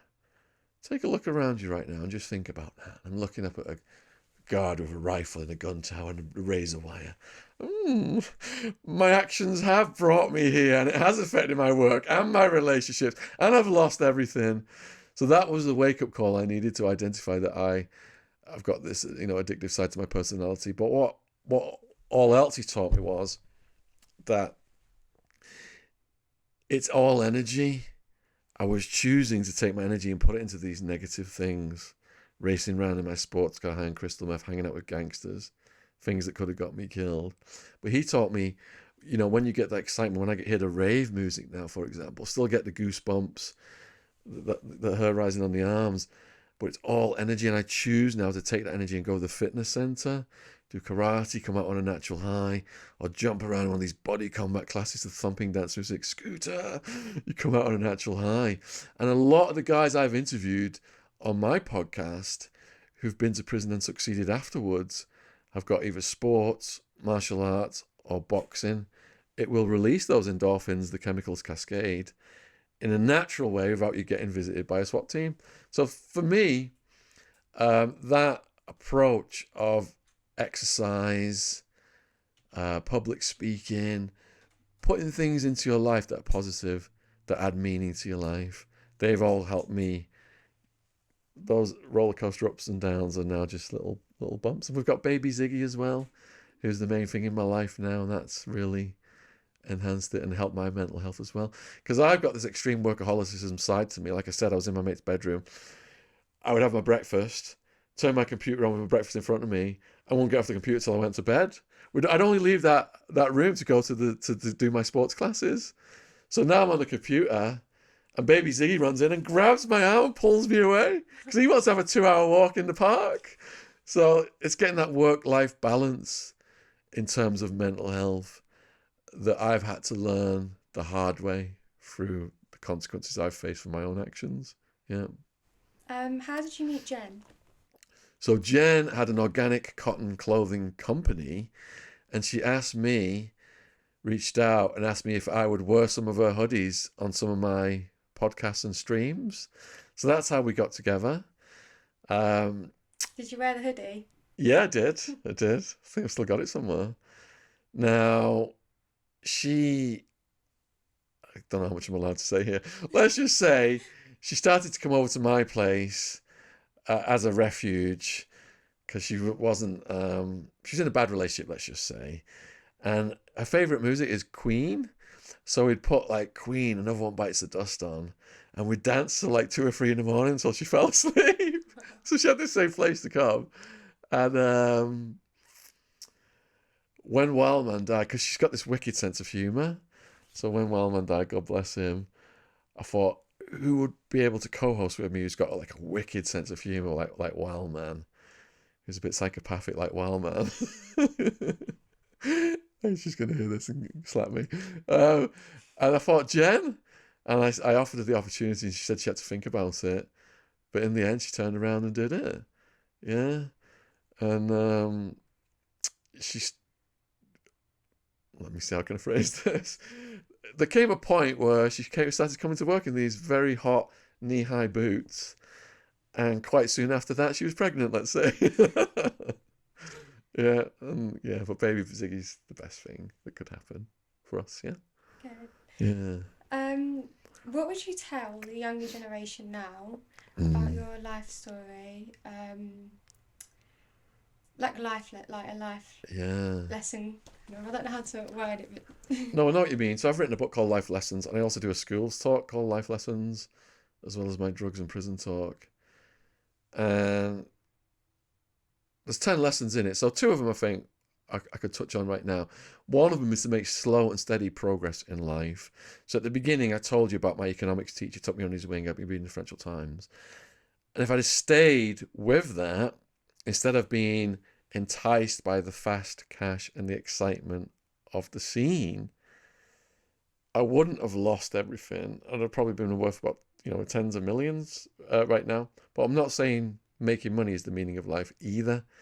I know a lot of people, success, blah, blah, blah. A school kid was asking me the other day, basically she was wired like me, and I was saying, don't do it. Happiness is in your thoughts and in your heart. If making money is the meaning of life, you will end up probably self-destructing like me. It's good to be ambitious and successful, but have balance. She was like, I know I'm just going to like go out there and tear it up. And I was like, oh God. So if you've got a goal and it's a safe goal, stay on that path and just work hard, and perseverance will see you through. People try and trip you up, even people close to you sometimes, people who help try and trip you up, but just stay on that path. If you've not got a goal, if you feel too much pressure on yourself to have a goal, I say you're in a fact-finding phase of your life, and your heart will steer you in your right direction eventually. You come to it eventually. So that's one of the things. Then the other thing is, if you've got an adrenaline junkie, risk-taking, addictive personality like me and Wildman, if you don't want to end up like most of my mates who are dead, channel that energy into positive things. Sports is great. Sports causes those brain chemicals to cascade. Do that and you're not going to get visited by a SWAT team. And a lot of young people are at a crossroads in their life where they can go into sports or they can go into gang culture. And sometimes I get emails from the kids years later after my talk saying, look, I was at that crossroads and I chose not to do that. And my mates are in prison now. So, thank you for doing your talk at my school. Yeah. How did you get into the podcasts? So my blog, my first internet presence was in 2004 when my aunt smuggled my writing out of the maximum security Madison Street jail, Phoenix, Arizona, typed them up when she got out of the jail and emailed them to my parents, who put them on as a blog, John's Jail Journal, JON, all time stamped, all documented on the line still to this day. People want to read my early blogs. That was my blog. I got released in 2007. My dad had already started the YouTube channel in 2007 when channels were first starting. And I started to put videos up over the years, like how to survive Sheriff Joe's jail, things like that. I was telling my story originally, but then I started to put other people's stories out there. I think we officially became a podcast. If we go back to podcast number 1, Jamie Morgan Kane, God, I'm guessing that must be about 6 or 7 years ago now. Yeah. Oh, Yeah, how's yeah. your mum and dad throughout your incarcerations? So they used to visit me before my incarceration, and when they came to the $1 Million House, I'd be stock trading, and I'd tell them I threw raves, and I got a rave clothing music store, so they didn't know. So when I had to call my mum and dad from the jail, in my Banged Up Abroad episode, they portray that call, and I'm like, this is one of the worst days of my life. Hearing the pain and my mum's voice cracking and stuff, terrible.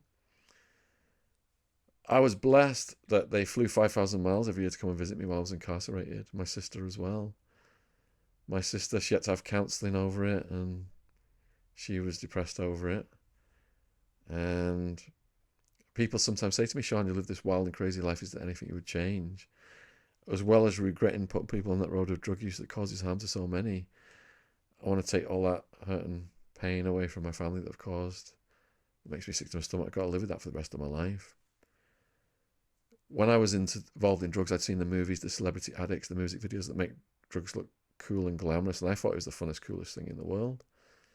Until I got in the jail and saw the fellas, 90% of them injecting the brown, 2/3 of them had hepatitis C from sharing dirty needles, slowly kills you by eating your liver up. And I realised that is the end of the road of drug use. I got on it when I was a student. SWAT team took me off it halfway through and saved my life. But those guys, they're dying.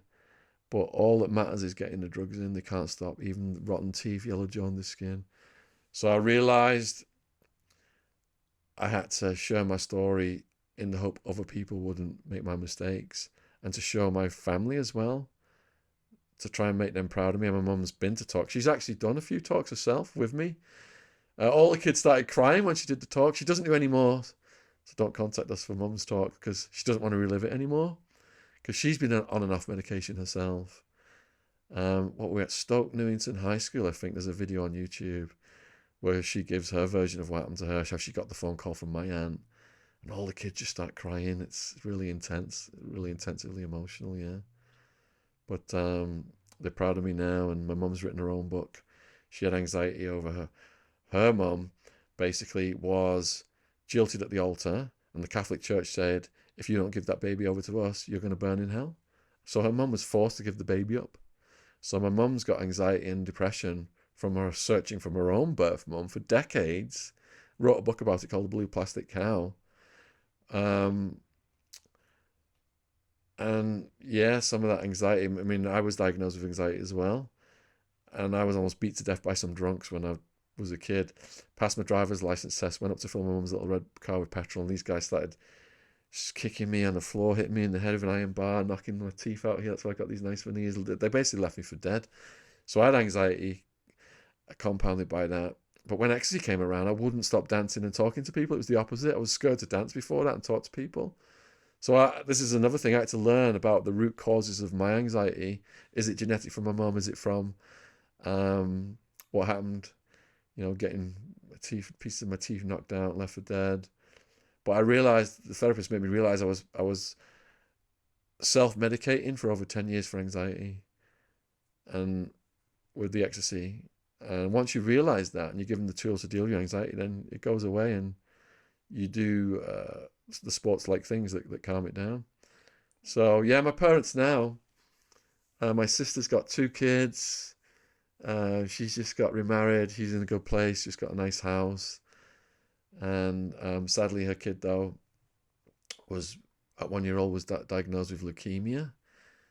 My sister had to give up a job for 2 years, living in and out of hospitals, and that they saved her life. But now, 10 years later, it's all kicking in again. She's having hundreds of seizures a week, and it's very intensive. My sister has to stay up throughout the nights. They've got medical staff at the house, giving my sister some nights off to watch her daughter.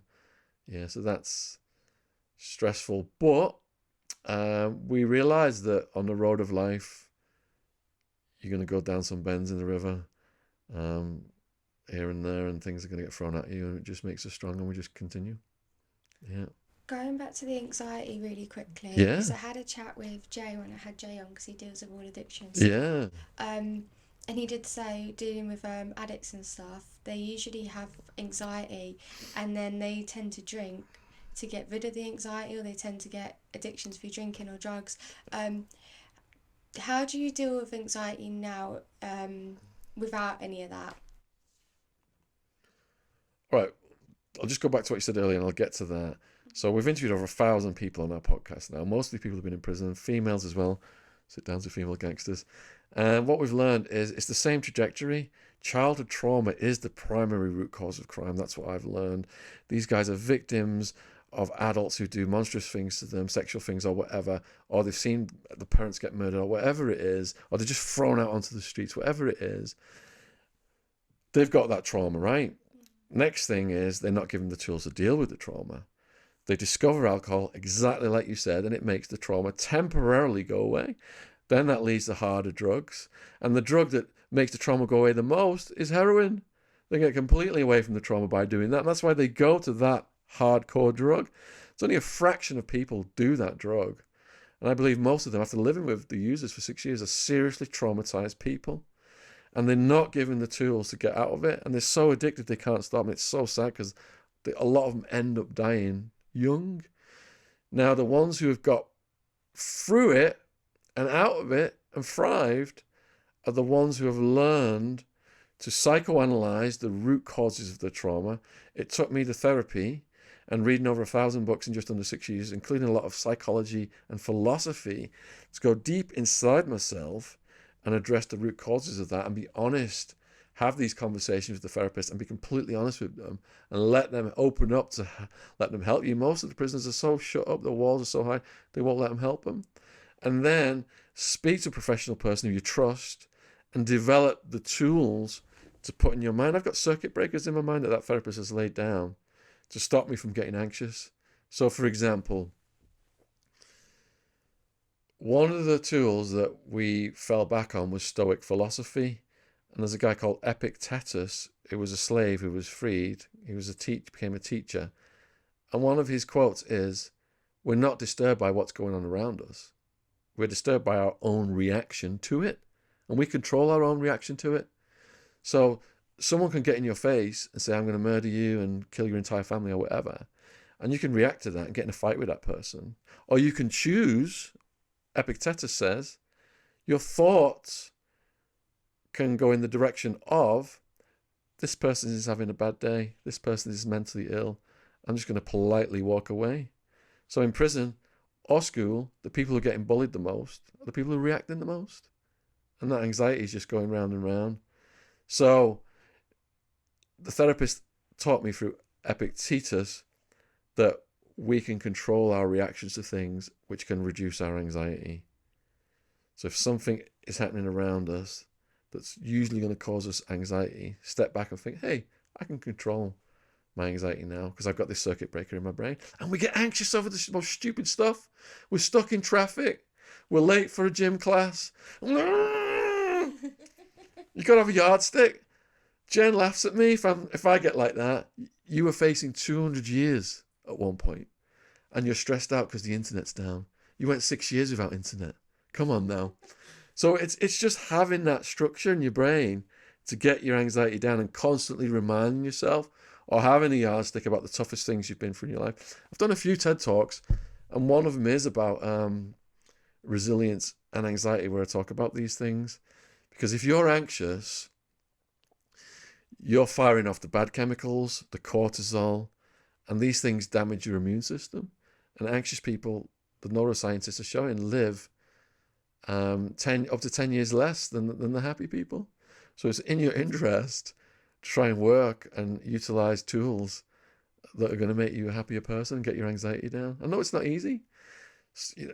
I find, going to the gym and fitness stuff, if I'm in a certain mood and I go to gym, I come out completely transformed. Yeah, but if you're sitting at home letting that pressure build up, there's nothing worse than sitting around moping. And if you're depressed, it's hard to snap that. But our bodies, we're hunter-gatherers. 2/3 of us is designed for movement. So if you're not moving the physical, you're breaking down the physical, which breaks down the mental, and vice versa. If you move, you improve the mental, So if you can snap yourself out of that depression, get off your bed, go to the gym, get on the treads, do some whatever it is, bench presses, whatever you're into, you're completely transforming the mental, and you come out in a completely different zone on a completely different frequency. Yeah. So I'm a complete advocate for open up, speak to a therapist, get the professional tools, whatever you're interested in. It might be swimming, dancing, whatever it is. Pursue the physical, stay on that program, and I believe that approach for a lot of people will work and prevent them from having to fall back on big pharma meds. Perfect. Thanks. One last topic quickly. Yeah. What is your opinion on knife crime? So I've written a series of books deconstructing the war on drugs, and Pablo Escobar as well. I've written a lot about him, which relates to this. So the government refuses to address the root causes of knife crime and violence around the world. And I believe they refuse to address it because they've got their own selfish political agendas, and they're also profiting from it with the private prisons, etc. Now, if you go back to Pablo Escobar getting started in the 1970s, he could source a kilo of coca paste from Peru or Bolivia for like $50, $60. Because drug laws created by the government created a black market in America when he was getting started in the 1970s, how much do you think he could sell a kilo of coke for? I'll be honest, I'm not too sure because I don't know how much it costs. All right, well, how much do you think? 60. He's sourcing it for 60. How much do you think he's going to sell it for? Because the black market has created this huge, crazy price. A mil? 60,000. So drug laws has made worthless plants more valuable than gold.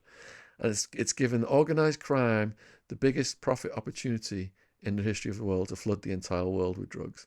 And that's why the drug problem gets bigger and bigger every single year. But not only that, whoever is the most violent maximizes their profits. So old school mafia, don't harm women or kids, it's gone.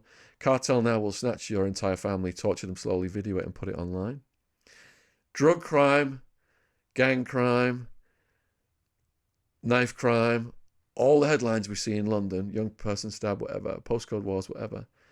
It's all about young people competing for the black market profits created by drug laws. What's the most dealt drug in London? Weed. Correct. It's the most dealt drug in the entire world. So you got gangsters running the weed business, giving school kids the product. Those school kids know whoever's the toughest and the most violent is going to dominate the market in their postcode. So then they're stabbing each other up. So the government has created the situation. But they never say that. All in the headlines is wonderful kid, sports champion, stabbed to death, street of London, blah, blah, blah. They never tell you the true what's behind it. So the government, they closed down youth centres, and they've just created mayhem through government policy on our streets. And that's why our streets get more dangerous. There's more drugs every year. There's all these mafias coming in, competing to make the money, and they know how to play the system. And the government won't reverse it because they have to appear to be tough on crime. George H.W. Bush, he loved posing with shipments of cocaine he'd seized. That's what they say. We've busted $1 million worth of cocaine today. Hurrah, aren't we great? But yeah, that just gets replaced in the next shipment. Doesn't stop it one bit. And now they've got fentanyl killing all these people in America. It just gets worse every year. The government don't give a shit about the people. Thank you for coming on. You're welcome. Yeah. Do you want to shout out your books? Yeah, so, huge thank you to all the people who've subscribed to my channel. Went over 1 million subscribers a few months ago. We really, really appreciate all the people who have. If you want to find me, maybe you'll put the links to my channel and the links. I've got like a link tree. Go to all my socials and all my 17 books. But everything is under my name, Shaun, Shaun, Attwood, Attwood. If you're on YouTube, Twitter, any of the socials or Amazon, that's where you can find all my books. And huge thank you, to your dad for taking the time out of his life to come onto my podcast and tell us his fascinating story. So much love and respect to Joey as well. Cheers. Thank you guys for watching. Like and subscribe if you want, no pressure.